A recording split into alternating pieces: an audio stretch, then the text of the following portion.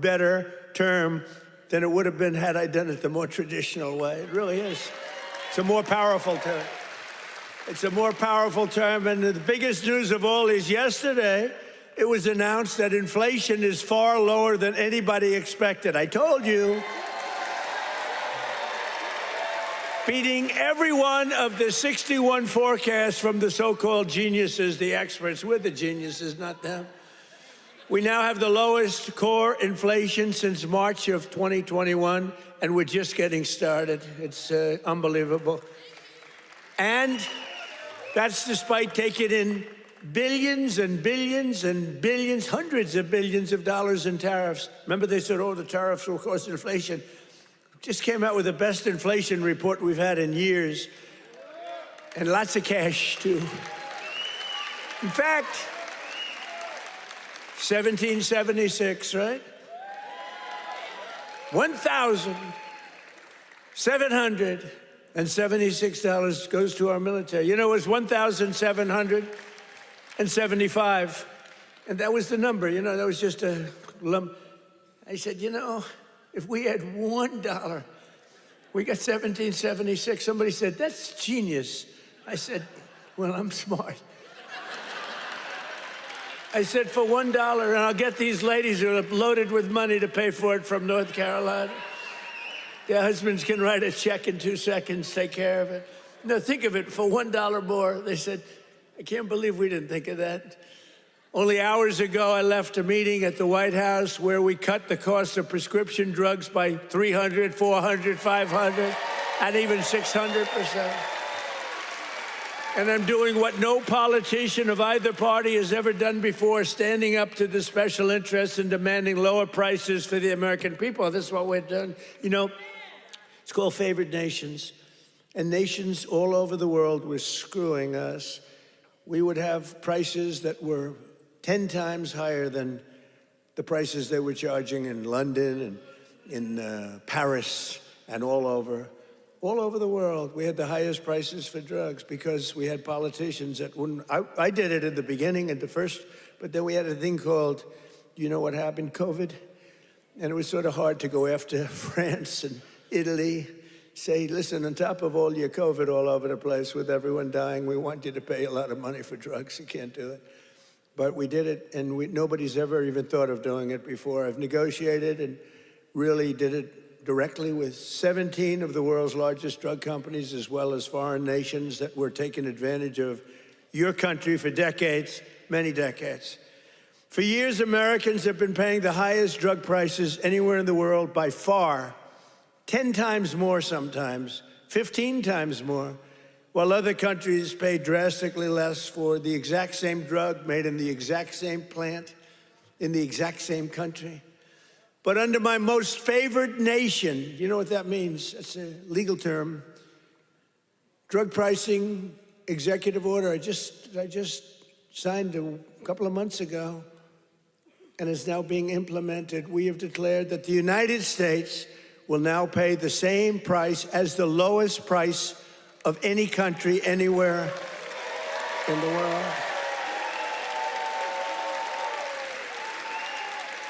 And we should honestly, this is the biggest thing to happen in medicine, I think, since the founding of our country. You know, I don't mind. Go ahead. They actually have a great location. You know, we've had people that look so good behind me that some of them went to Hollywood and actually did very well, you know? See, they may have a better location, but nobody's going to Hollywood. They can only see the back of your head. Look at all the television. Look at all those cameras. It's crazy. But we did something nobody's ever done before. Nobody's tried. Nobody thought they could do it. Don't forget, the drug companies turned out to really do the right thing. They really did.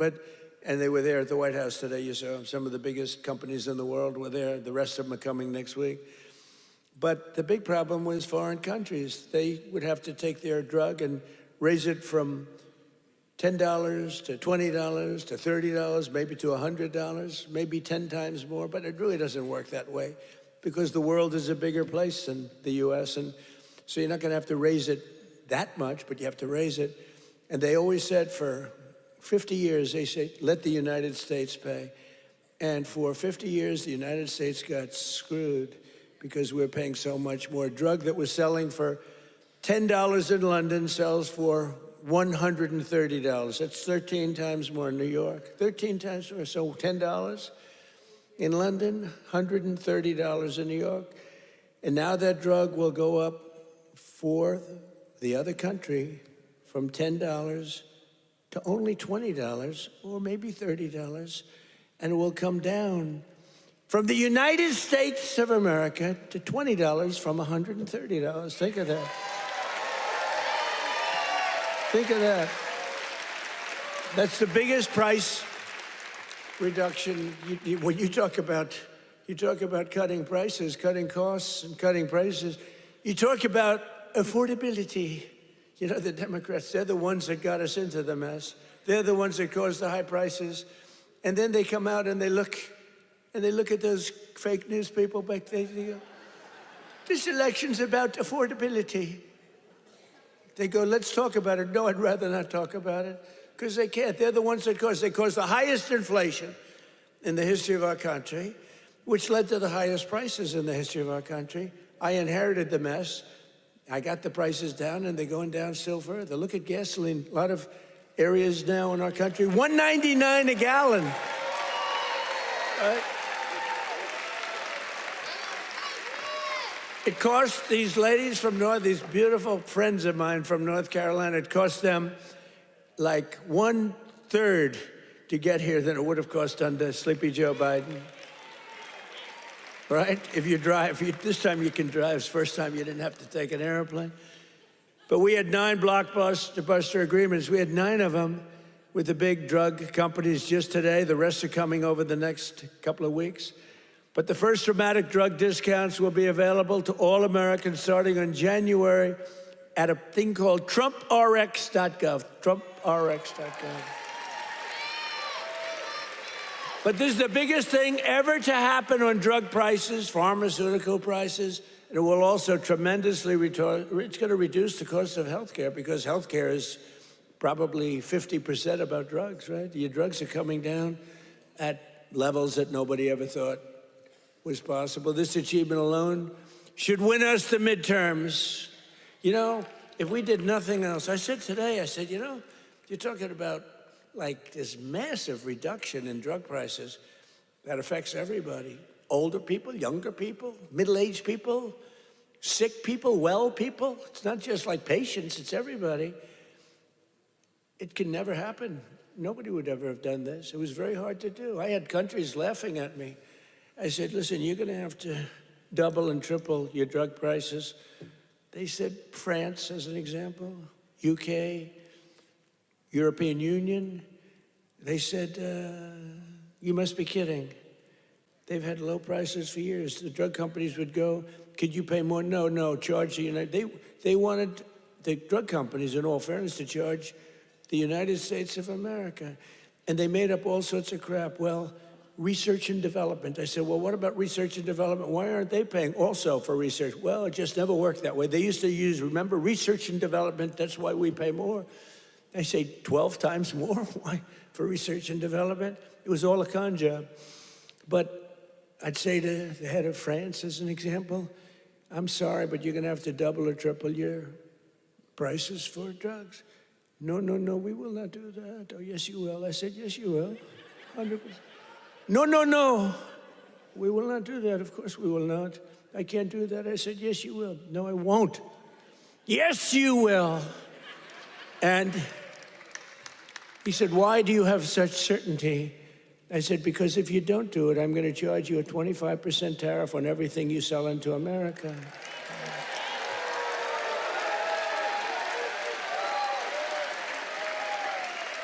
And I said, because that was really the sticking point. They just would do it. They told the drug companies for years, we're not doing it. We're keeping that pill at $10. We're not going to raise it. And the drug companies said, well, you know, it's unfair. I mean, they're paying 10 times more, sometimes 15 times more. That's okay, let them pay more.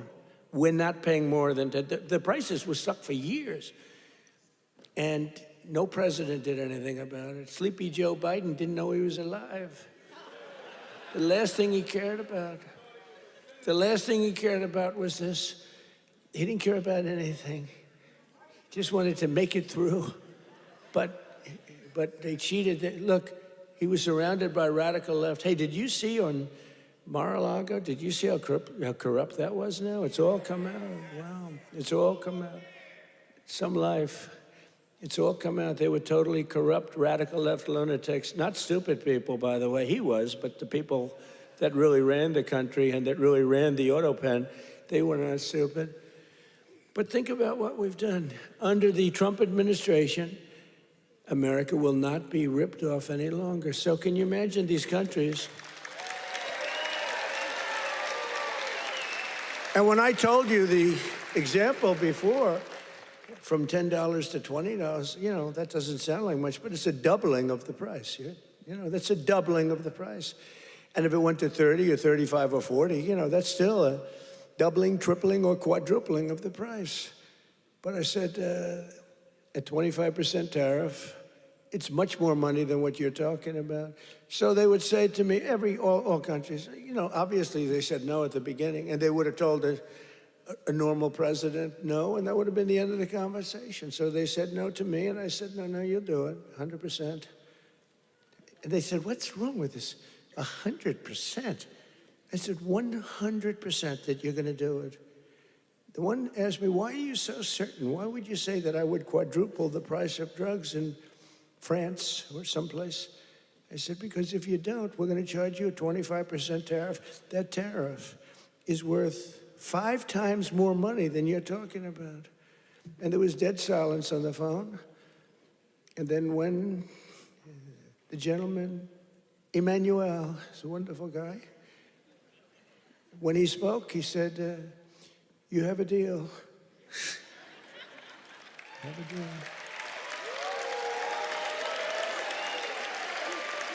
He's a nice guy, too.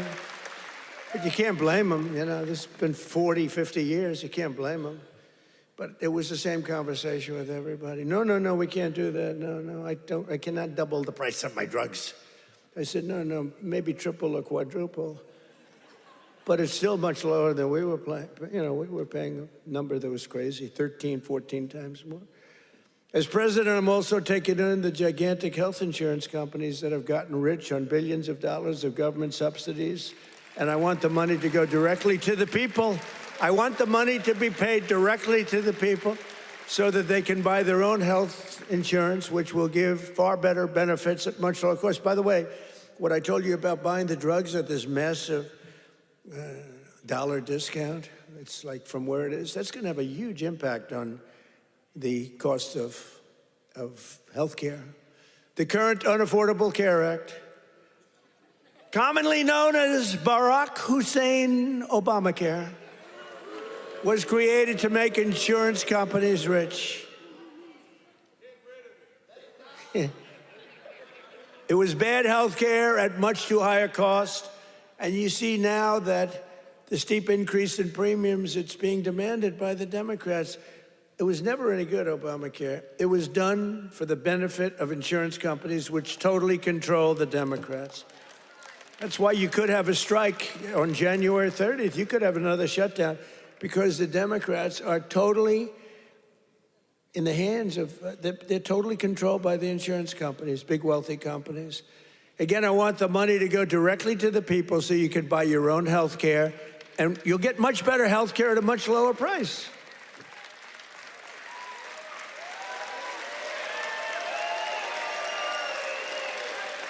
And the only losers will be the insurance companies that have gotten rich. How about these companies? Some of them have gone up 1,400%, their stock prices. One, I think, went up 1,700%. How many people have ever bought a stock that went up 1,700%? And think of it. They've taken in billions and billions of dollars, and the Democrat Party is also just, you know, it's, look, I don't know what they're going to do, because I don't know how anybody beats us when we say that we want the money to go to the people so you can buy your own health care. How can it ever be better than that? I wanted to do that at the beginning in 2016. But the politicians told me, sir, you don't worry. I was a little bit inexperienced. I've never done this before. Now I'm quite experienced. I've seen things that nobody would have thought possible. But I said, why do we have this crazy Obamacare, or as we call it, the unaffordable, isn't that a great name, the Affordable Care Act? I call it the Unaffordable Care Act. I should get credit. That's a good one. What's better, that or fake news? That or Pocahontas? That? I can't use the names that I used on the Republicans to gain access to the election, but we had some good names, didn't we? But I think the Unaffordable Care Act is pretty good. The UCA, right? They keep talking about the ACA. Think of that. Instead of the ACA, we call it the UCA. The UCA, they say, what is that? The Unaffordable Care Act? It is unaffordable. But it was always no good. But now it's really gone. And with time, it gets worse. Now it's going to be hit big. Remember, I didn't do this. This is Obamacare. This is Obamacare. This isn't Trump. But you don't need it, because let the money not go to the insurance companies. The problem is the Democrats will shut down the government because they are totally beholden. I don't love that word, but they're beholden, they're beholden to the insurance companies. So I don't know what they can do about it, but they'll probably close down the government. It's so simple. The money should go to the people. The people should then take all of this money and buy the best health care there is. And there'll be a lot of money left over. Right?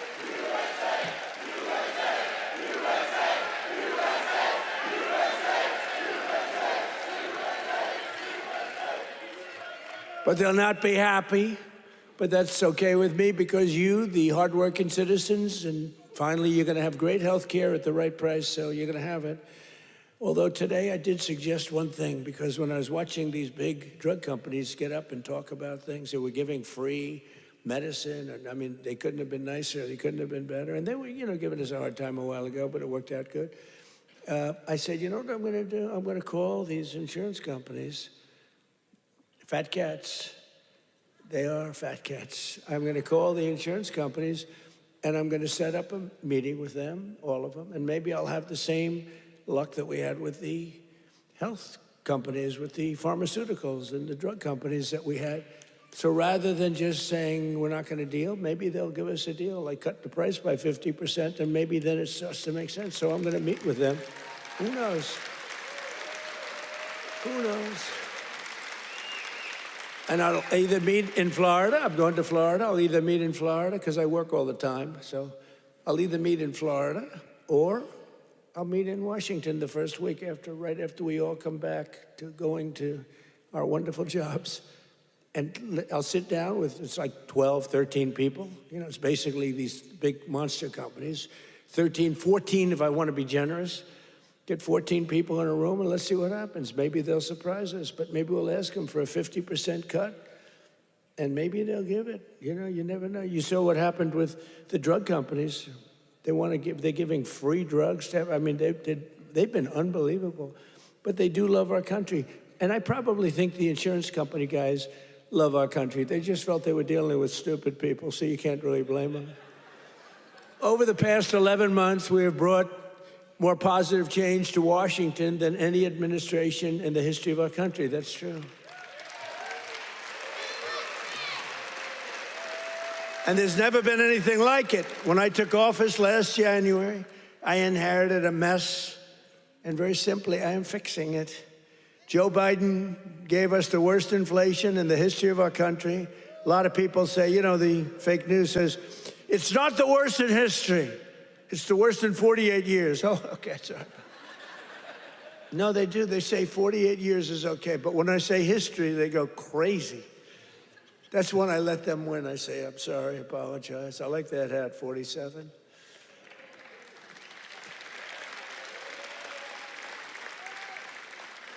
It's nice, actually. Beautiful, nice thread, gold thread. I watched that myself. I want gold thread, not mustard colored, No, they give you, a lot of times they sell you mustard color. It costs them a lot less. We don't accept those hats. When you have a mustard colored thread, don't accept it. but it caused the prices to be higher than ever before, making it really life unaffordable for millions and millions of Americans. Our border was open, and our country was being invaded by an army of 25 million people. Many came from prisons and jails, mental institutions, and insane asylums. You know the difference between a prison and a jail? A prison's more severe, right? You know the difference between a mental institution and an insane asylum? An insane asylum is more severe. They came from both. They were drug dealers, gang members, and over 13,000 murderers, more than 50% of whom killed more than one person. Think of that. They killed more than one. A lot of them said, oh, I didn't mean, but you know, when you kill more than one, get them the hell out of our country. How about that incident with that horrible monster that killed the young, beautiful girl from Ukraine, an animal? And to think we'll have him in trials for years, and you'll get some nice liberal lawyer, and they'll say, oh, well, he had a bad day. Yeah, he had a bad day. He slit her throat. We had men playing in women's sports, transgender for everybody, crime at record levels, the worst trade deals ever made. And our country was laughed at from all over the world, but they're not laughing anymore. 1 year ago, our country was dead.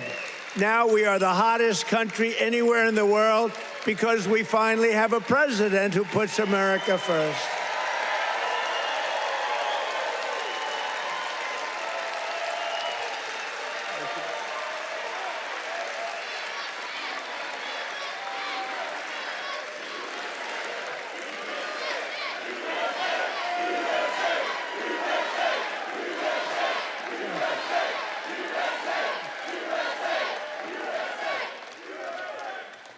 The last administration and their allies in Congress looted our treasury for trillions of dollars, driving up prices on everything at unprecedented levels.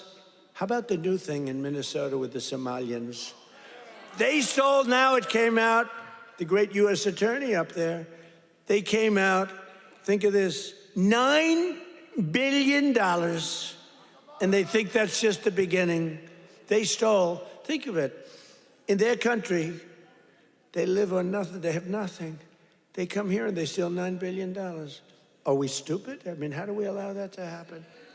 Ilhan Omar should be sent out of our country. She should not be allowed to be a congresswoman. She married her brother either to stay or to get him into the country. And yesterday she, I guess, made up a story. She said the police attacked her son. They stopped a car, and the police said, we never attacked him, we never stopped him. It was a made-up story. She's a con person. She's full of con. She says, zero. She said, you ought to get her the hell out of our country. That's what you ought to do. She made up a story that the police stopped her son's car, and they harassed the hell out of him. It turned out to be a fake story. There was no stoppage of his car, and there was no harassment. But think of that, in Minnesota, this beautiful place, once beautiful, I don't call it beautiful, you got a governor who's a stupid person, and a corrupt. He's corrupt and stupid. But he allowed this to go on. He allowed this to go on. Everybody knew what was going on. But what nobody knew is over $9 billion. And the people of Minnesota are not happy. And you know who's running for governor? Mike Lindell. Do we like Mike Lindell? That man suffered. That man suffered. What he did, what he went through because he knew the election was rigged. And he did it. He just did it as a citizen.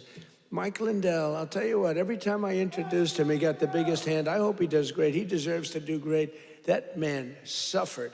These people went after him. They went after his company. They did that with me, too, but at least I knew what I was getting into. He was just a guy that said, geez, this election was so crooked. It was so rigged.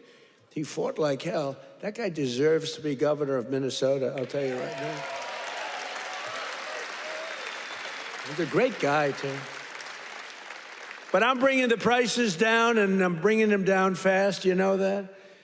As I saw the other day, and as I showed to people the other day, I made a speech. It was very well received. You know, we had one problem. I put up these gorgeous charts, and it says chart. And I'm, sort of talking about the chart. You're reading into a piece of glass. I got no audience. I got just people, very hostile people waiting around. And I'm reading into a piece of glass for 22 minutes, and I talk about the chart. The networks didn't put up the charts. Only Fox put up the charts. Fox put them up, in all fairness. When we get angry at Fox, we have to remember that. They put up the charts, so you could start putting them up now if you want. But we put up these beautiful charts that were very... Look at that. But I very much like the chart from Butler, PA. I like that much better. That's my all-time favorite chart. You know, that's a great chart. They're all great charts, but I never like a chart like that chart I put up in Butler. Just take a look at the chart right here. That was a good chart. I love that chart so much. I sleep with that chart. But this is okay. There'll never be a great chart for me. It's only the one. Compared to Butler, all charts stink. But look at that chart. Look at the kind of Biden price increases and Trump price increases. Look at that. They're all Biden. We're bringing the prices down. Look at that chart. NBC and CBS and ABC fake news. They're fake news. Oops, that camera just went off. Sorry about that. Every time I mention that camera, you see the red light back there, you see it go off. ABC fake news. I think ABC's the worst. Believe it or not, George Slopadopoulos, he paid me about $16 million. You have George Slopadopoulos. I heard Chris Christie lost his job. They fired Chris Christie. And they have a great young woman taking his place who happens to be Hispanic and happens to be phenomenal. She's going to do a great job. But they fired Chris Christie. I guess, you know why? He wanted to eat all the time. No, they fired him. He was bad news. But I'd say ABC is the worst of the networks. I would then say NBC is horrible. I mean, just horrible. They had this guy on, this fake guy, the fake senator. I call him the fake senator from a place called Georgia, right? And he was talking about all the things. He says he's a church leader. It's funny, if you go in as a church leader, they talk about church and state, right? He's allowed to talk about, he said, I'm going back to my church and I'm going to pray this morning. I'm going to talk about all these issues. If a Republican said that, they start screaming church and state. They don't scream, but NBC's really bad. And CBS, I mean, I love the new owners of CBS. Something happens to them, though. 60 Minutes has treated me worse under the new ownership than, they just keep treating me. They just keep hitting me. It's crazy. And then you have Marjorie Trader Brown, I call her, because green turns to brown under stress. So I call her Trader Brown, which I don't like doing because 2 words is too much. 2 out of 3. We're changing to Marjorie Taylor Greene. I'm going Marjorie Trader Brown, so I have to trade. And a lot of people don't understand 2 words is too much to change. I actually like Marjorie Taylor Brown better, but everyone says Marjorie Trader Greene is good, but they're all good. But what the hell happened to her? She must have been a stone cold liberal. She's on CNN now all the time. Can you believe it? And it was only because I couldn't call her back. I have 218, 19, it changes, but we have 200 and some odd congressmen and women. I have 53 senators. I have 212 countries. I've got a family. It's nice to talk to my family, too. You can't call a president every single day, and then when the president doesn't call you back, she goes around saying, he doesn't call me back. He doesn't. I said, Marjorie, I can't call you back. I got 2. I think, Marjorie, I just can't call you back. I'm sorry.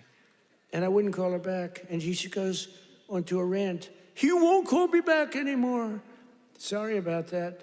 You know, you can only go so far. Yeah, once a month, once every week or 2 weeks, but you can't, you know, highly neurotic. Her, not me, but I'm neurotic too. I think I'm probably very neurotic too. I always say controlled neuroses is good. Being neurotic, no good, but if it's controlled, that's okay, it gives you some energy. But what the hell happened to Marjorie Trader Greene? It's unbelievable, but she dropped out because I wasn't going to endorse her, and the person I would have endorsed was going to kill her in the polls. So she dropped out. And then they talk about how brave she is. No, brave would be to stay. And, you know, it's one of those things, but she dropped out. I can't believe it that people can change so much, but you can't go from being a strong conservative to a stone-cold liberal unless you were lying. You know, you can't do that. I mean, you can stop liking somebody, or you can say, I don't know, she's fake. Look, front row Joe, what are you doing in the second row? What happened? Well, you're in the front row, that's good. It's front row Joe. I don't know who's been there, the front row Joes or you? It's pretty close, I think. Very different, hey, very different types. Would you stand up, please, in the front row? Just stand up. Look at these women. Look how incredible they are. Right? Even front row Joes will admit they're very great, right? Look how beautiful they are. People like you built our country. You built our country. And that's why we love you. You built our country. The people in this room built our country. Under Sleepy Joe Biden, car prices, gasoline prices, hotel rates, airfare, and more went up 30 to 75%. Now they're all coming down. We're all coming down. Take a look at that. Isn't that beautiful to look? The same is true with groceries. The price of a Thanksgiving turkey was down by 33% compared to Sleepy Joe's high-priced era. Don't forget, when you have the highest inflation in history and or 48 years, do we think and look, in terms of a speech, I think 48 years is the equivalent of history. Do we agree? Can we say? Because they had a piece on me today in one of these fake newspapers, which are all dying. They're all going bankrupt, thank God. But they're the worst. That I misrepresented by saying history. It's actually 48 years. And I said, you know, that's not a bad misrepresentation, I don't think. The price of eggs is down 82% since March. Do you remember? There the people are. Do you remember? Fake news. Do you remember when I just got elected? It was a big thing. We won every swing state. We won the popular vote. We won by like 312 to 200 and something, and like low 200. And we won everything. We won districts, the word district.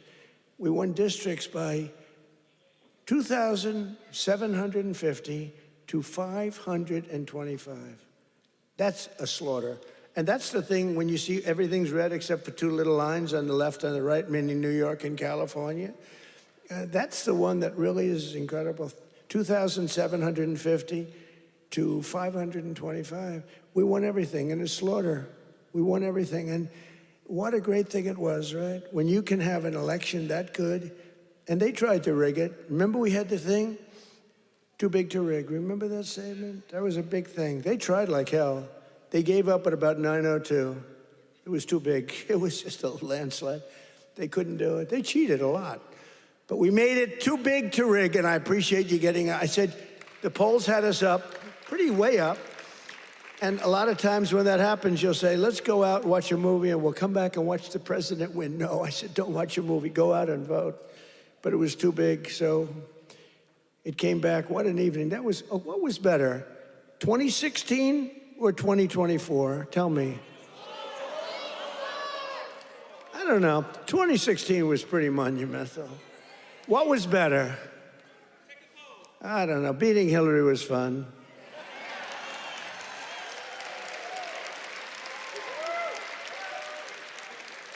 Well, Hillary has a much higher IQ than Kamala.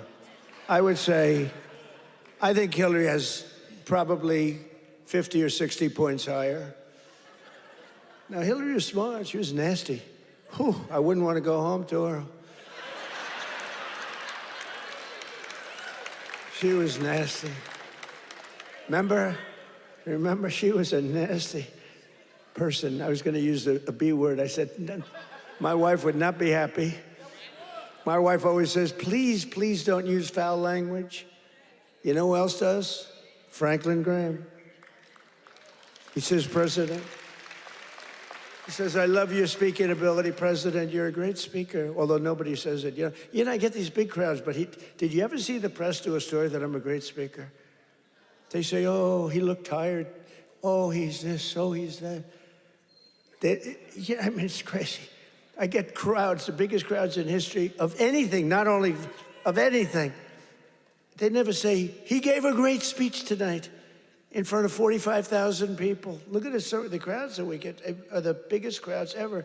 Before the election, we're getting 80. We had 117,000 people show up in New Jersey. It was a great speech. You know what they said? He looked tired. I looked tired. You can't be tired in front of 117,000 people. It's not possible. You got a lot of adrenaline. The adrenaline is pumping, right? But that's why they're fake news. That's why nobody listens to them anymore. But remember that we slashed the yearly cost of new mortgages by $3,000. Look at the mortgage chart. We slashed them. Look at that. Look at that. Oh, boy. Look at how much you made with me and lost with that sleepy guy.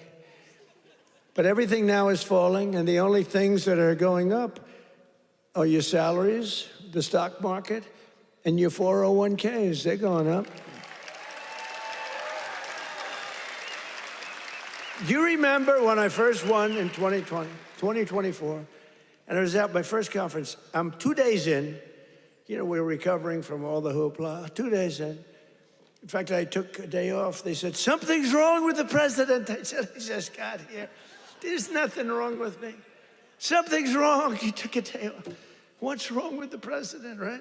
Every time. Do you remember when I had 28 news conferences in a row over 28 days? Sometimes I gave 2 or 3 in one day. And then I took my beautiful Kai, my beautiful granddaughter's a very good golfer. I took her to play golf one morning, and I was in the office very quickly. Something's wrong with the president. Do you remember the rumor was that I had passed away? Do you remember that? I went 28 days in a row. I took the kid to play golf. And we play very fast. She's good at, I'm a very good golfer. And we play very fast. We play in 2 hours. We're dinning. I mean, I said, baby, I got to get out of here. I'm sorry, honey. Enjoy your day. Go hit balls or something. I got to get out of here. I got to go to work. And I got a call, a friend of mine. Oh, you're okay? And I said, yeah, what's wrong? I said, I'll be back in the Oval Office in 30 minutes.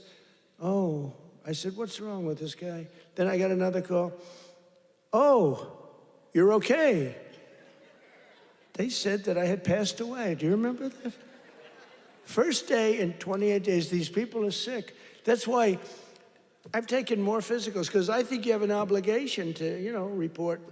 And I hate when they put out false reports. So they put out a report that Donald Trump. So I took a lot of physicals. And I did something no other president's ever done. I took cognitive tests. Because I know that, and by the way, not easy. You get to those last questions, those last 10, 15 questions, nobody on that stand could answer probably any of them. And I got them, I aced them. And no other president's taken a cognitive. Could you imagine Sleepy Joe taking a cognitive test? I don't think he'd get the first, you know, the first question is like, what is this? And they show a lion, a giraffe, a fish, and a hippopotamus, right? And they say, which is the giraffe? So that's the only question. But what happens is it then gets harder. I don't think Joe would have gotten the first question right. He would say hippo. I want the hippo. But anyway, I've taken now 3 cognitive tests. I've aced every single one of them. And these are, you know, this is that big stuff. This is Walter Reed. You know, I've got a whole team of doctors all over the place. If you get them wrong, I said, what do you think? Should I do it? They said, well, here's the good news. The good news, if you do well, that's great.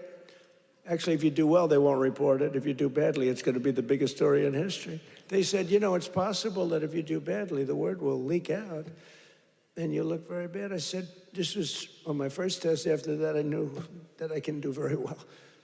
Smart person. So what happens? What happens is first test, I said, how hard is it? He said, well, after the 10th or 12th question, it gets, you know, very hard. And I said, well, what do you think? They said, look, if you're going to do well, but if you're not going to do well, it's probable that the word will get out. I said, well, let's do it anyway. And I did it, and it was actually good. For a year, they called me a very intelligent person, but then they forget. Then I did it again. I aced it again. They report it. And these are doctors that I don't even know, and they report it. And then I did it a third time a few months ago, and they reported. But it's very small reporting. But can you imagine if I did badly, right? Could you imagine that, front row Joe? Would I be in trouble? They'd say, there's something wrong. But I like to do it. But I had perfect health. And they reported his health is perfect. And they interpret that. And the fake news interprets when the doctor says he's got perfect health, they go, what does he mean by perfect? There's something wrong with the president. These people are sick. Now, there will be a time when perhaps it won't be 100% true with all of us, right? And when that time comes, I will let you know about it. In fact, you'll probably find out about it just by watching. But that time is not now, because I feel the same that I felt for 50 years. I really do.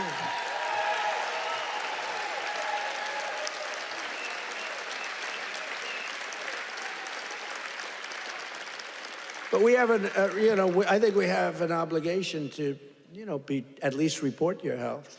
But I will tell you, to me, because of what happened for 4 years, I really think having a cognitive test for presidents to take a cognitive test is very important. I think it's very important. I'm hearing that they say it's, not with Biden, they said it was not constitutional. That was the least of his problems.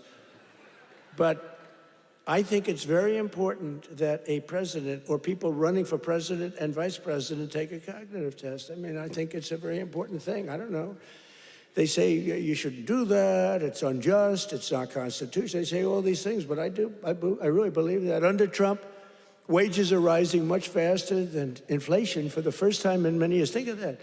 Wages are rising faster than inflation.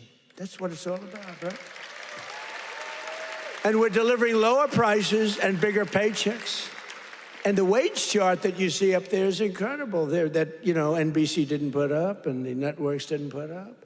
There are more people working today than at any time in American history. And very importantly, while tens of thousands of new jobs under Biden were government jobs, there were government jobs. I could do that right now. You saw today we had 4.5% inflation. That's because I'm letting go of tremendous numbers of government workers. We're replacing them. In fact, we've reduced the federal workforce by 270,000 jobs. That's not to be mean. That's to get them off. And they are getting jobs in the private sector, and we're helping them to get jobs. But if you have all government jobs, we're going to be, a country that we don't want to mention names because we don't want to insult, but we're going to be a country that cannot be great. 100% just came out, 100% of all jobs created since I took office have been in the private sector. The only way to make our country great. Think of that. Think of that. 100% of the jobs created are in the private sector. Now, if I want to make some good numbers, I'll add 300,000 jobs. I can do it with one phone call. Each agency hire 25,000 people today. They hire them immediately. They pour in, and the 4.5% would be down to 2.5% in a matter of moments. I could get it down to zero. Hire a couple of million workers, please. Oh, well, the country's booming. We're down at zero. But That's the destruction of a country. That's what Biden used to do. They used to hire 10 people for one job. They'd have 10 people, like would look at a job and would say one person can do the job, but let's give it a break. Let's do 2 instead of, and they'd have like 9 people for one job. And that's really tantamount to a failed country. In 4 years, the last administration secured less than $1 trillion in new investments in our country. Think of that, 4 years, less than 1. 4 years, the whole term, less than $1 trillion. In 10 months, I have secured a record-breaking $18 trillion more. They gave us doom and gloom, and I'm building the Trump economic boom. It's a boom. It's a boom. You know, these factories, auto plants, AI plants, we've never had anything like it. I ended the radical left's war on American energy, terminated the Green New scam, and signed an order to drill, baby, drill. We're drilling. You see where gasoline's coming down? Gasoline is now substantially lower than $2.50 a gallon, and many, many places now are under $2 a gallon for gasoline. And within the next 12 months, we will have opened 1,600 new electrical generating plants. That's a record all time. Because, you know, we need tremendous amounts of electricity for AI and for all these plants. Electricity prices will fall very dramatically when these plants are open. To protect North Carolina workers, we imposed 25% tariffs on foreign automobiles, 50% tariffs on foreign steel, and I approved 25%, 30%, and 50% tariffs to save North Carolina's cherished furniture industry, which has been decimated by China. You know, I used to come here a lot for one reason. I'd build hotels, and I'd build different buildings, and I'd come here to your furniture area. I used to love it. Those people were so talented. I'd buy so much furniture, and that was before politics. I did great. I was very good at real estate, I would tell you. But I used to come to North Carolina to buy furniture for lobbies or furniture for hotels, and I was here a lot. I mean, you've been decimated, but it's coming back now because I put tariffs on, big tariffs, actually. But I remember I'd say to a guy, I like that chair. You don't realize what he did. I would look at a chair. The arm of a chair was very important to me. I said, I like that chair, but this arm has to be a different shape. And you got to chisel that. I'm a very aesthetic person, believe me. Except with women. I don't care what a woman looks like. I used to say beautiful, and now I don't care. Since politics, I never mention looks anymore. The most beautiful woman can walk right across. I don't even look at her anymore. Because in politics, that's the sign of death. We don't look. But I do look at the arm of a chair. And I'd say to your artists, they were artists. They were artisans, you know? I'd say, no, can you give a different curve? Can you do a little more carving at the end? They would, right in front of me, bing, bing, bing, bing, bing, bing. They were like geniuses. You lost the business. It went to China and other places, but mostly to China. Because they never put tariffs on, just like they didn't put them on chips, just like they didn't put them on cars. You lost 58% of your car industry. By the way, it's all coming back. Some of it's coming back here. It's all coming back. Because to bring a car into our country is costing 25 to 50% tariffs now, and they can't do it. They can't compete. Tariff is, and I won't say it because it gets me in trouble, my favorite word. I know I want my 5th favorite word. Do you remember when I said the word tariff is my favorite word in the dictionary? Remember that? And then the fake news got me. What about religion? What about God? What about your family? What about your wife? What about your children? I said, oh, they got me in this one. So now tariff is my 5th favorite word. And now I'm okay. It's my 5th. 5. Now I'm okay. But starting in the new year, the people of North Carolina will also see the dramatic results of the largest tax cuts in American history, including no tax on tips, no tax on overtime, and no tax on Social Security for our great seniors. No tax for our seniors. Tell me what? Let's do a poll. Because you know these pollsters charge you $1 million to ask a question, then they just write down an answer. They don't do polls. It's a total con job, some of these polls. One thing I don't like about Fox is their pollster. Total fake. Their pollster's the worst. They've been saying they're going to get rid of them for 10 years. A fake pollster, then you have the election, you win by numbers that are like through the roof. But Fox has been treating me good. They have great people there. Sean Hannity is great. Jesse is great. Laura is great. Greg is great. They're all great. We have great people. The morning is excellent. Who, what? Which corruption, where? Oh, yeah, well, we have to do that. We're going to take care of that. We're going to take care of corruption in our country. I mean, I was talking about Fox. I don't know, he's talking about corruption. No, it's okay because he's on our side, but he's just a little ahead of me. He's talking about corruption. I'm talking about Fox, how good the anchors are, right? But they are really great. They are very good. But the pollster's no good, you know, he's no good. The pollster's terrible. But we still get good numbers, but the numbers are actually much better than that. But we're joined tonight by Heather Whitley, a bartender and server in Nashville, North Carolina, who will save over $5,000 from no tips.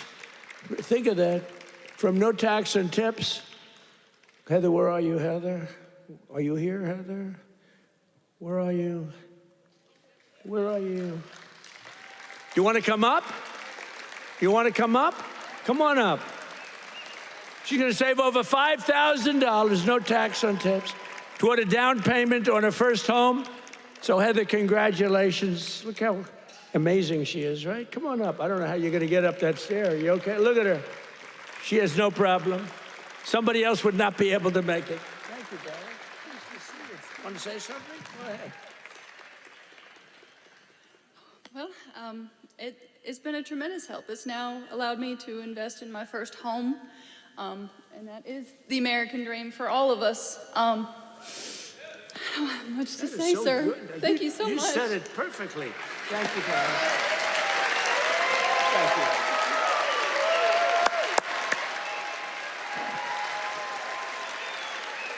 Heather, you don't realize you said that so perfectly, because that's what it is. You're going to get a home, and you're going to be happy as can be, and you are a great person. Thank you very much. You couldn't have been better. Thank you, darling.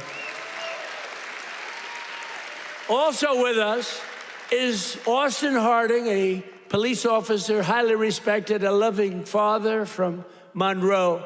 Austin and his wife are raising a son with autism, a beautiful son, beautiful, beautiful person, and are passionate supporters of MAHA, and they love Robert F. Kennedy Jr., so do I.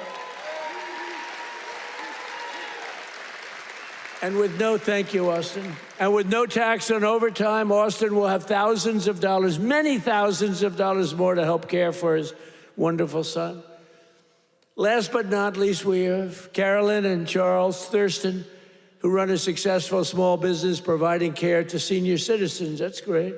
Not only did we make their small business tax deduction permanent, helping them to expand, but under no tax on overtime, their employees will have much higher take-home pay, and that makes their job a lot easier. So, Carolyn and Charles, please stand wherever you may be. Oh, that's great. Thank you. So it's going good? Going good? Good-looking couple. Thank you very much. Another key part of our tax cuts is known as Trump accounts. You hear about that? You put money in, and they are knocking them dead. It's great. It's Michael Dell Computer. He put up $6.25 billion. How do you like that? He started with no money, and now he puts $6 billion plus into the first accounts. I mean, think of that, $6 billion. It's, to be exact, $6.25 billion. Even the second part is a lot. And we've had a lot of great Wall Street titans and a lot of great real estate titans. They're all putting money in Trump accounts. It's for kids. They get a certain age and they're going to have money. It's going to double and triple, hopefully. It'll do well. Under this new program, the federal government will be creating an investment savings account for every single newborn American child with $1,000 to be invested and grow over the course of their life. So they'll reach 21 years and, you know, it could be very good. They will consider themselves rich. I mean, it's a lot of money, actually. Friends, family, employers, and loved ones will be able to add thousands more each year, like a trust fund for every American child. It's something that people have wanted to do, but honestly, I give Mr. and Mrs. Michael Dell. Dell, go out and buy a computer from Dell, because I'll tell you what, they love the country. Great people. Every single Democrat in Congress voted against these incredible benefits. Every single Democrat said no, including a guy named Don Davis right here from this district. He voted against it. That's why you got to vote against him. Don Davis voted against no tax on overtime. He voted against no tax on tips. And he voted for the largest tax increase in American history. He wanted the largest tax, and he's your congressman. So I don't know if you know him. And honestly, I'm good at politics. I never even heard of this guy, so he hasn't made a big impact. But he voted yes on every single Biden disaster, including massive inflation, open borders, sanctuary cities, and the Green New Scam. Don Davis betrayed North Carolina. Don Davis did nothing about the flood. He did nothing about the hurricane. I did it all with your congressman and with a couple of Republicans from your state that put their lives on the line to make sure this got done. And we had to wait till January 20th. They wouldn't do a damn thing. The waters didn't recede. They were living in areas that didn't have water, and now they were surrounded by water. And by the way, Elon Musk, with his incredible, you would call it contraption of communication, incredible. I said, Elon, we need 500 of those. You couldn't get them because it's been very successful. He said, you'll have them tomorrow. You got to give him credit for that, you know. I have my little disagreements with him.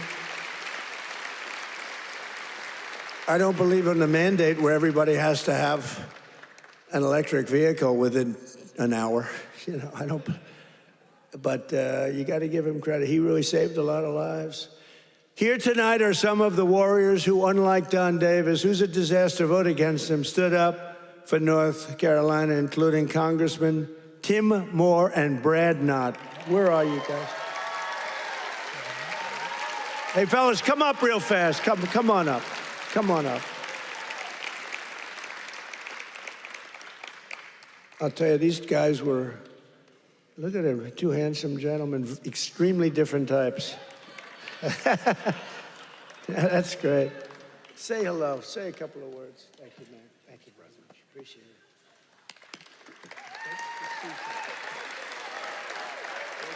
Well, everybody, I was with the president when he had his first trip once he took the oath. And where did he come? North Carolina. As we gear up for the midterm cycle, where's the first state that President Trump has come? North Carolina. He knows what you know. It's the people that make this country great. It's not the government, it's not regulations, it's people just like you. And let me just tell you this, the fight is long, it's hard. I'm new to this, and I have been amazed at how hard the president is fighting for you. So let me say this simply, and with my whole heart, stay with us. We hear you, and we're going to keep fighting for you. Thank you so much.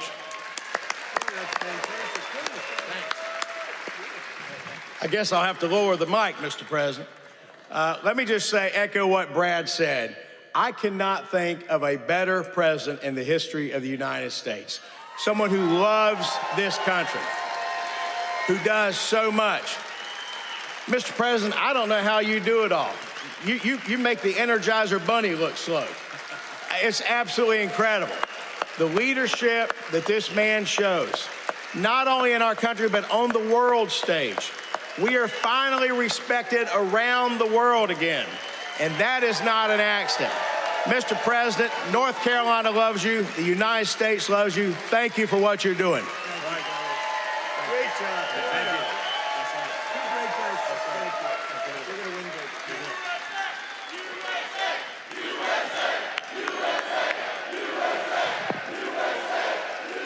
big. Great job.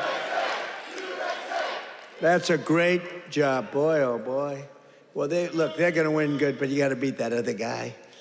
Thanks also. I want to thank somebody very special. He's the Secretary of Labor, Lori Chavez DeRemer. Where's Lori? Lori, thank you. What a job. What a job you've done. Our friend did me a big favor when he recommended you. I was recommended by a great guy, a great friend of mine, and a big fan of Lori, and he said, I have somebody that would be great, and that was an understatement. You've been unbelievable. Thank you very much, Lori. Appreciate it. And another one has been incredible, got a lot of energy. Director of Federal Housing Finance Agency. He's done a phenomenal job. Mr. Bill Pulte. Bill, thank you very much. Thank you, Bill. Also, State Senator Phil Berger. Phil, thank you. Great. And we have a lot of political people here. I would like to introduce them all. We'll be here. But one we have to introduce, fellas, is Michael Whatley. And he was the head of the Republican Party. Before that, he was the head of your party right here, the Republican Party, and we won 6 in a row, 3 primaries and landslides, and then we went on to win the election all 3 times. So we won 6 in a row. I've never had a loss with him. And when I won look, we did phenomenal. It turned out, we won 3 times in a row, just so you understand. I don't mean here, I mean all over. We won 3 in a row. They might have done us a favor, but we won 3 in a row.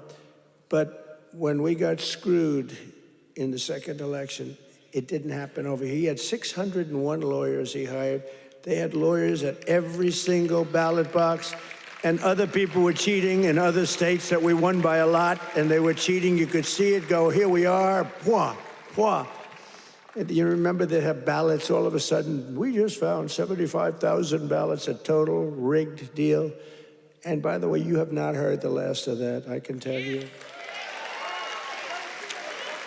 But in this state, that didn't happen because you had a guy named Michael Whatley, and he had every box secured.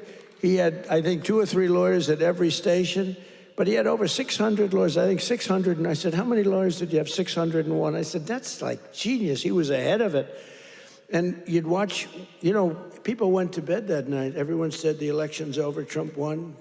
And then all of a sudden they woke up in the morning, and 3 o'clock in the morning, they found hundreds of thousands of votes in some of these states. It was a rigged election, but not here because of him. And I said, I don't know if I'm doing this again, but if I'm doing this again, I want Michael Whatley. I said, the guy from North Carolina, I want him to head the Republican National Committee, the RNC. And he did it beautifully. Come on up, Michael, come up. He did it so well, and we had the big election when he worked with Laura. Now, how good is Laura?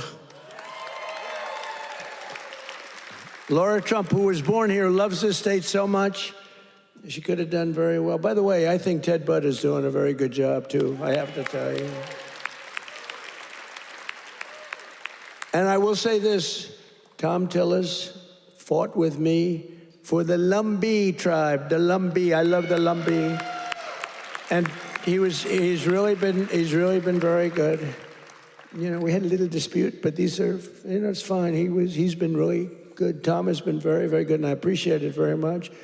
And he's been very strong on the Lumbee tribe, and I think they're going to get out and they're going to vote. The Lumbees, you have some here. You have some of the leaders here. If you could, you want to stand up if you're there? It's really great. Thank you very much. We appreciate it. Let them know we appreciate it. We got to get every one of those 60,000 votes or whatever. We got to get them for this guy. But the Lumbies have been great. I've been with them from the beginning. We got them across the finish line. But I want to ask Michael to say a few words. He's just been an unbelievable warrior. And I said, if I do this again, I'm going to get that guy in North Carolina who wouldn't let that phony, they tried here too. They couldn't get away with it. They tried. He stopped it. He's a tough, strong guy. He's also a wonderful human being, he's just a great person. And I want to tell you, him and Laura Trump there's never been a better team. In fact, I said, before he did this, I said, if you had your choice for anybody to be your co-chair, who would you pick? He said, I'd take Laura Trump again, right? Yes, sir. You did say that. But I'd like to have Michael say he's in a fight against a radical left governor who did a shitty job for you. And I really want you, either way, but either governor, because you have another governor that's a Democrat. Virtually, I think every state run by a Democrat is a failure. Think of it. And now your state with all these killings, I never heard of killings, but all of a sudden, and they came in through Biden with his open border craziness, and these are vicious people. But I want this man to say just a few words because it's so important that he wins. You don't want to have a radical left senator that basically wants to have open borders, transgender for everybody, men playing in women's sports. Michael, are you in favor of men in women's sports? I am not. Are you in favor of transgender for everybody? I am not. Are you in favor of open borders? No. Thank you. Say you. Thank you, sir. In 2015, Donald Trump came down that golden escalator, said he was going to make America great again. And he was going to do it by rebuilding our economy, restoring our borders, and making America respected around the world again. And I said, I'm with that guy. And we won in 2016, and we won in 2020, and thank the Lord that we won in 2024, and Donald Trump right now is serving as the most transformational president in our lifetime. And President Trump, my pledge to you is this. When I win this seat, when I am the next senator from North Carolina, I am going to be a fighter every day for this great state. I am going to be a conservative champion for North Carolina, and I am going to be an ally to our great president, not just the 45th president, but the 47th president as well, Donald J. Trump.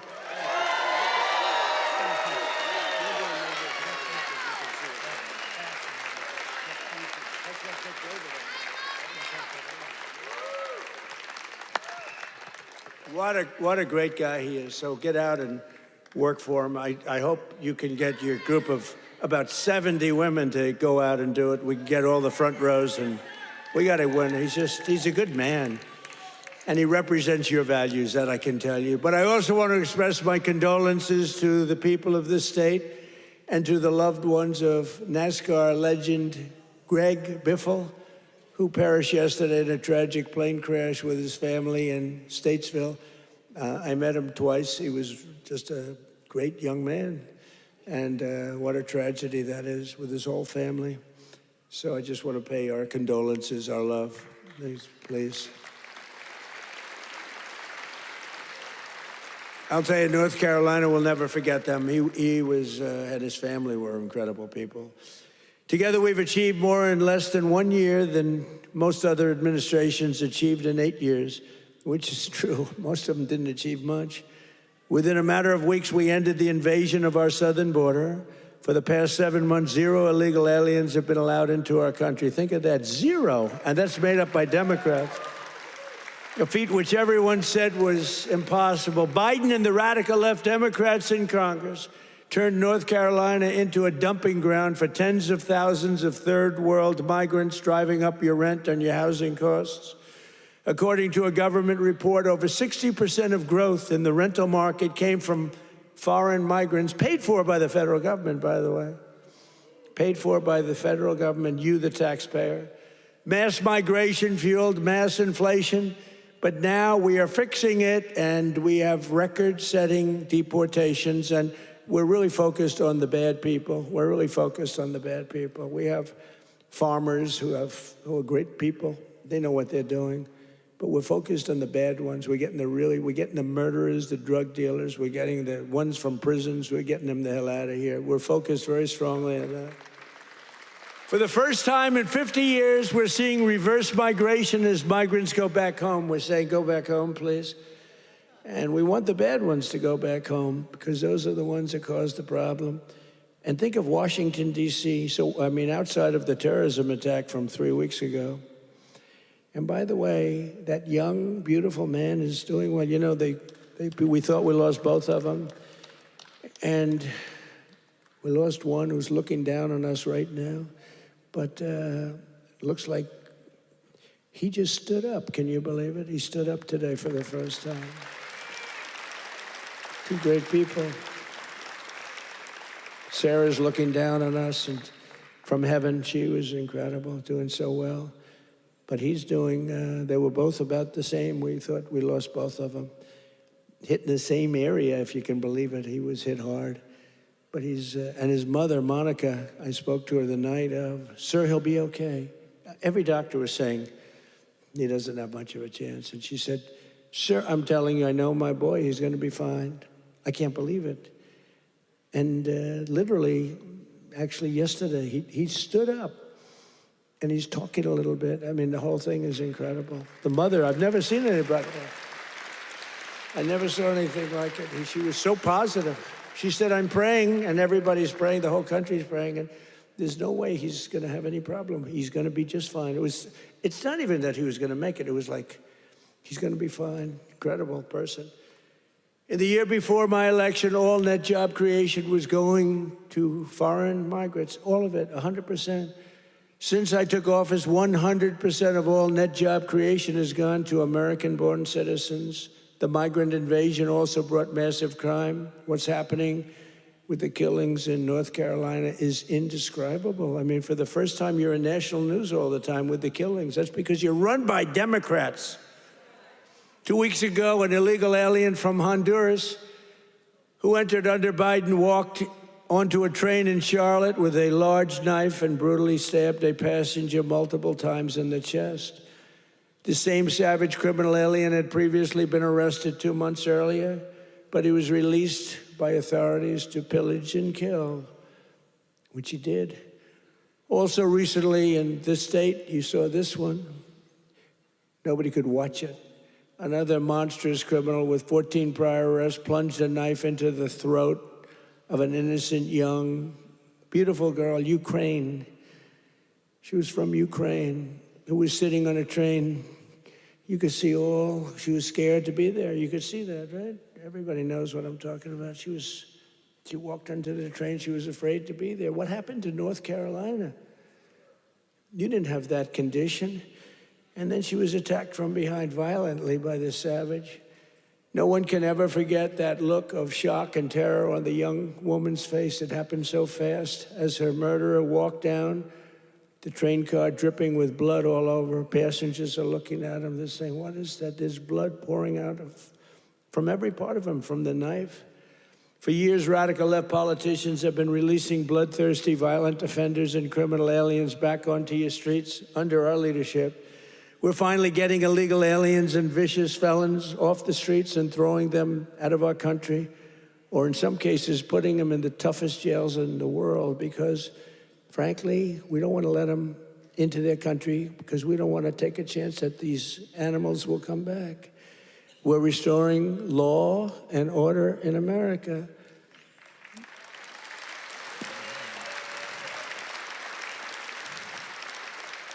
We just made a record investment in our military and gave every service member a warrior dividend of $1,776, 1776.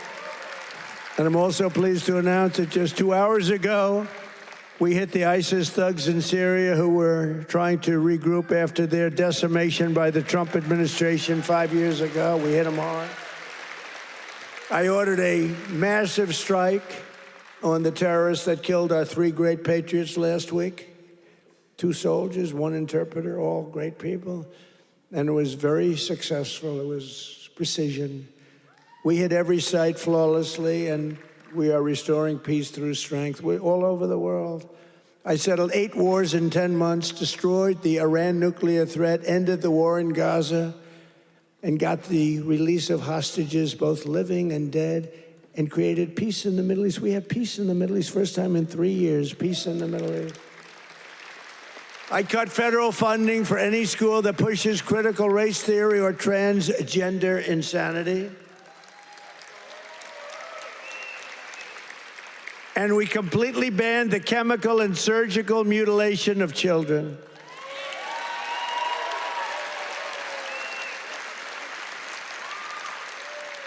Can you believe I'm standing here, 2025, talking about I banned the surgical mutilation of children? Could you imagine 15 years ago saying that? People would say, this guy's crazy. What the hell is he talking? The surgical mutilation of children. I banned it. And it's a wonderful thing I did. But can you imagine having to even say it? Or can you imagine having to say that we are keeping men out of women's sports? Frankly, that's less important if you want to know the truth, but it's very important. The surgical mutilation I had to ban, and I did, I banned it. But we're also keeping men out of women's sports. Have you seen some of these records? Have you seen the long distance race? One of these races go all day. They had champion women, they had some very good men, but not the champions. And one man won the race by 5 hours and 14 minutes and 12 seconds. 5 hours, 14 minutes. Think of that. Won the race by 5 hours. What do? Your parents go back home, go to sleep for a few hours, and come back and meet your daughter, and she's supposed to be thrilled? What kind of crap is that? Or the weightlifting records, where people that never lifted a weight before are going into the women who are fighting national championships, almost Olympic championships, and they're lifting 112 pounds more, and they've never done it before? Or the boxers that are getting decimated? You saw the Olympics where they had 2 people that they converted from men to women. They did a conversion. And the one young woman from Italy, a championship boxer, she got hit by a left jab. A left jab, for those that don't do it's just like a defensive punch. She got hit. She walked to her corner. She said, I've never been hit like that. I quit. Then they said, no, go out. You can do it. And then he gave her another left jab. That was it. She said, nope, I can't do it. It's so demeaning to women. And they don't stop. I saw the other day on one of the shows, I think Meet the Fake Press. I'm pretty sure it was that stupid show. And they had a congressman that you all know, a Democrat, saying, no, we have to allow men to play in women's sports. Where do these people come from? Or how about open borders? They're fighting for open borders.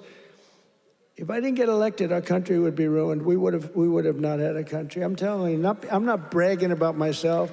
I'm saying we would not have had a country.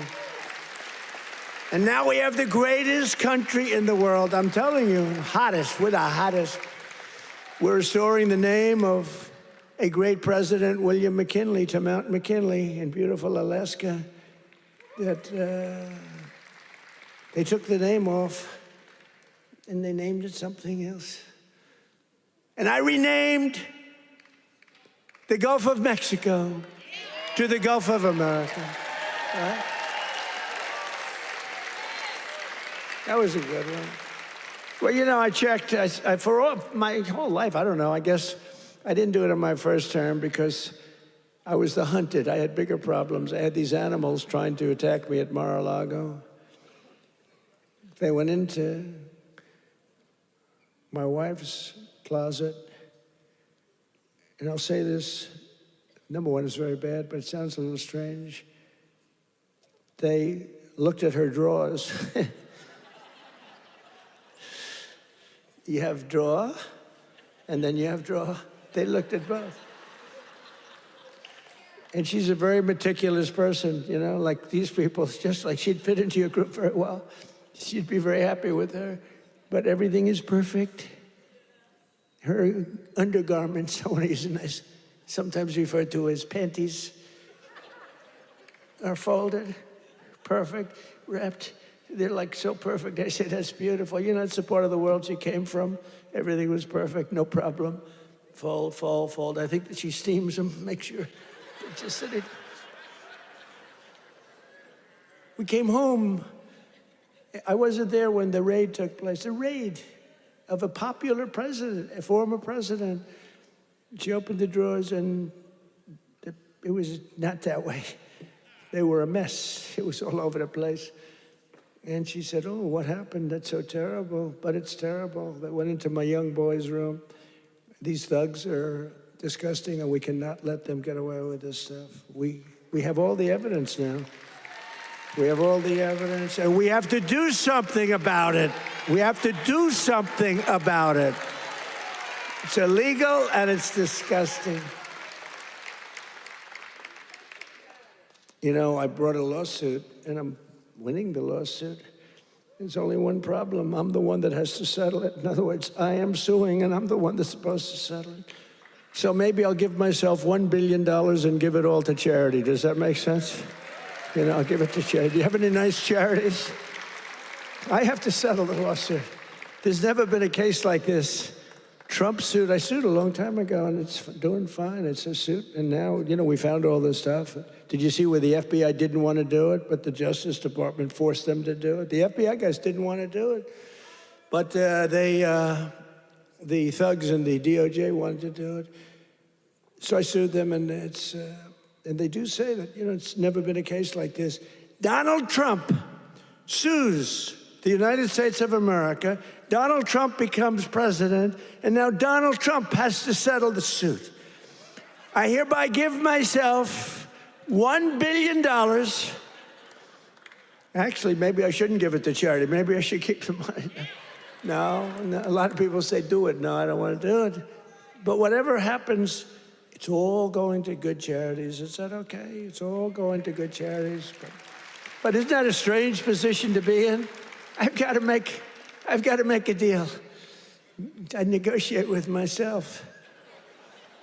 From the skyscrapers of Charlotte to the rolling hills of Asheville, from the sand dunes of Kitty Hawk to the streets of Chapel Hill, and from the factories of Hickory to the small towns and family farms across your beautiful countryside in North Carolina, we are bringing prosperity, opportunity, and pride surging back to your incredible home. Together, we're pairing all these people together. You're coming together. You know, it's coming together like nobody's ever seen, but we're fixing 4 years of disaster and decline. The whole world was laughing at us for 4 years. They were laughing, taking advantage of us, friend and foe. And the friend was worse than the foe in many cases. On trade, they were worse. And we're beginning the greatest years in the history of our country. It's called the Golden Age of America. That's what's happening. We were a dead country. Now we're talking about the Golden Age of America. Think of it in 10 months. Important. He was so great. Don't forget, I took Michael and I put him as the head of the party because he did so great. We won the state all 3 times, and it was like a rock. He didn't allow cheating in the second time. I watched all these states, boom, boom, we're leading. People went to sleep, it was over. Then they dropped ballots, they cheated like hell. The only good thing is this is a far better term than it would have been had I done it the more traditional way. It really is. It's a more powerful term. It's a more powerful term, and the biggest news of all is yesterday, it was announced that inflation is far lower than anybody expected. I told you. Beating every one of the 61 forecasts from the so-called geniuses, the experts. We're the geniuses, not them. We now have the lowest core inflation since March of 2021, and we're just getting started. It's unbelievable. And that's despite taking in billions and billions and billions, hundreds of billions of dollars in tariffs. Remember they said, oh, the tariffs will cause inflation. Just came out with the best inflation report we've had in years, and lots of cash, too. In fact, 1776, right? $1,776 goes to our military. You know, it was 1,775, and that was the number. You know, that was just a lump. I said, you know, if we had $1, we got 1776. Somebody said, that's genius. I said, well, I'm smart. I said, for $1, and I'll get these ladies who are loaded with money to pay for it from North Carolina.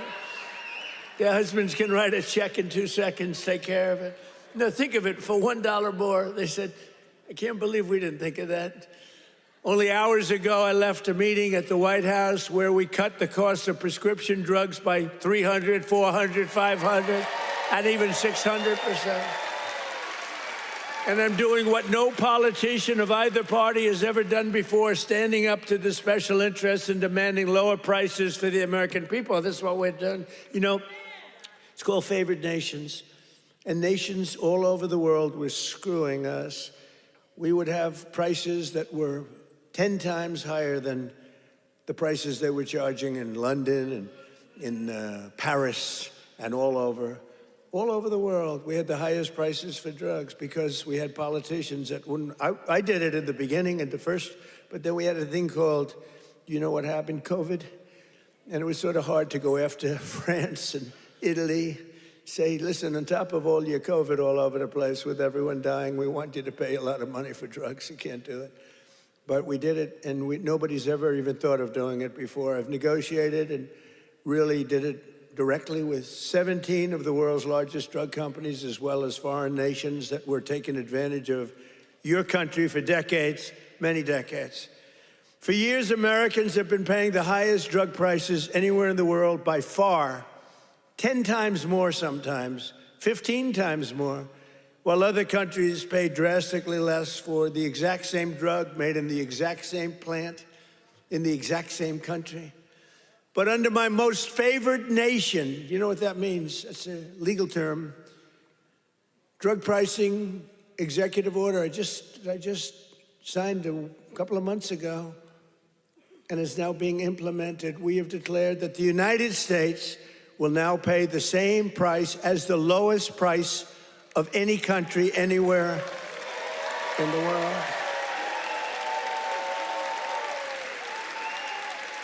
And we should honestly, this is the biggest thing to happen in medicine, I think, since the founding of our country. You know, I don't mind.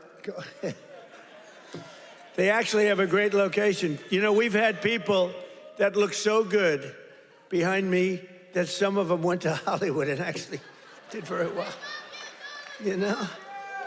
See, they may have a better location, but nobody's going to Hollywood. They can only see the back of your head. Look at all the television. Look at all those cameras. It's crazy. But we did something nobody's ever done before. Nobody's tried. Nobody thought they could do it. Don't forget, the drug companies turned out to really do the right thing. They really did. And they were there at the White House today. You saw some of the biggest companies in the world were there. The rest of them are coming next week. But the big problem was foreign countries. They would have to take their drug and raise it from $10 to $20 to $30, maybe to $100, maybe 10 times more. But it really doesn't work that way because the world is a bigger place than the U.S. And so you're not going to have to raise it that much, but you have to raise it. And they always said for 50 years, they say, let the United States pay. And for 50 years, the United States got screwed because we're paying so much more. Drug that was selling for $10 in London sells for $130. That's 13 times more in New York. 13 times more, so $10 in London, $130 in New York. And now that drug will go up for the other country from $10 to only $20 or maybe $30, and it will come down from the United States of America to $20 from $130. Think of that. Think of that. That's the biggest price reduction. When you talk about cutting prices, cutting costs, and cutting prices, you talk about affordability. You know, the Democrats, they're the ones that got us into the mess. They're the ones that caused the high prices.